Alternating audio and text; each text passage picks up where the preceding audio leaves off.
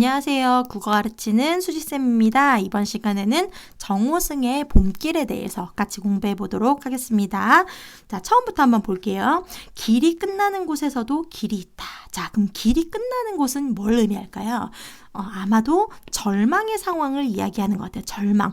우리가 길이 끝났다라고 생각하고 있어. 하는 곳에도 길은 있어. 뭐가 있어? 희망은 있어. 이렇게 이야기하는 거야. 지금 이 시 전체가 이런 절망적인 상황에서도 절망하지 말고 희망을 가져. 이런 긍정적으로 생각해서 이 절망적인 상황을 이겨내. 의지를 가져. 이런 이야기를 하고 있는 시예요. 자, 길이 끝나는 곳에서도 길이 있다. 길이 끝나는 곳에서도 이 절망적인 상황에서도 길이 되는 사람이 있다. 희망을 만들어내는, 스스로 길이 되어서 희망을 만들어내는 사람이 있다. 지금 계속 같은 말을 반복하고 있는 거예요. 길이 끝나는 곳에서도 길이 있다. 길이 끝나는 곳에서도 길이 되는 사람이 있다. 희망을 가지는 사람. 스스로 봄길이 돼요. 그러니까 스스로 희망을 만들어내는, 끝없이 걸어가는 사람이 있다. 이렇게 이 절망적 상황에서도 희망을 잃지 않는 사람에 대한 이야기를 하고 있어요.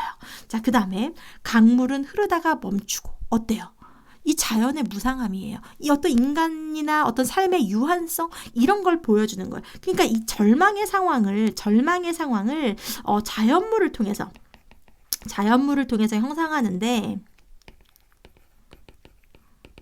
네, 절망의 상황. 그럼 절망의 상황은 눈에 보이지 않는 절망이라는 추상적인 관념이죠. 그렇죠? 그래서 이런 추상적인 관념을 자연물, 그러니까 감각적 이미지로 자연을 통해서 보여주고 있는 거예요.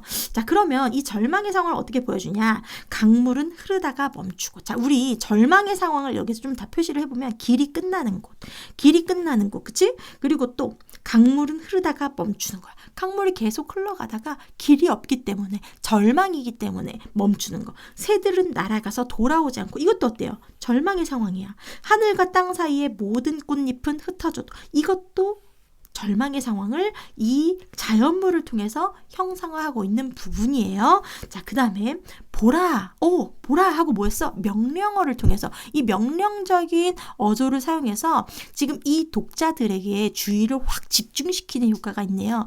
보라, 사랑이 끝난 곳에서도 사랑으로 남아있는 사람. 같은 사람이에요. 어떤 사람? 길이 끝나도 스스로 그 길이 되어서 희망을 잃지 않고 살아가는 사람. 사랑이 끝난 곳에서도 사랑으로 남아있는 사람이 있다. 스스로 사랑이 되어 한없이 봄길을 걸어가는 사람이 있다라고 아주 긍정적인 희망을 갖고 살아가는 사람에 대한 이야기를 하고 있는 거죠. 내용은 크게 어렵지 않아요. 그죠? 이제 표현상의 특징에 대해서 좀 이야기를 해볼게요.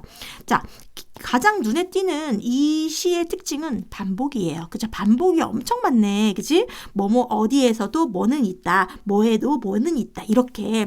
자, 반복을 사용해서 당연히 운율 형성하고 어떤 내용을 강조하는 효과가 있겠죠. 그죠? 그리고 또 안정감을 주는 효과도 있어요. 자, 그 다음에 반복 말고 또 뭐가 있을까요? 어조가 어떠냐면, 있다, 있을 거야, 이 아니라 있다, 있어, 이렇게 있다 이렇게 반복하는데, 이 어조가 보라, 이런 어조를 우리는 단정적 어조라고 해요. 단정적, 확신을 가지고 있는 어조, 단정적 어조. 그럼 단정적 어조를 사용해서 교훈을 주는 거예요. 어떤 교훈? 희망을 가지고 살아라는 교훈이죠. 그래서 이 단정적 어조를 사용해서 주제를 강조하는 효과가 있다라는 이야기도 할 수 있겠죠.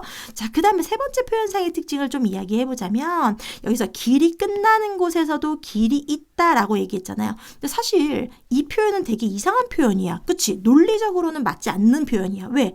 길이 끝났으면 길이 없어야 돼. 그치? 길이 끝났다며. 그런데 길이 끝나는 곳에서도 길이 있다라는 거는 표현상으로는 모순되어 보이지만 삶의 진실, 진리를 담고 있는 표현. 그런 걸 우리는 역설법이라고 배워왔어요. 역설적 표현. 파란색이네. 역설법 또는 역설적 표현을 사용하고 있다.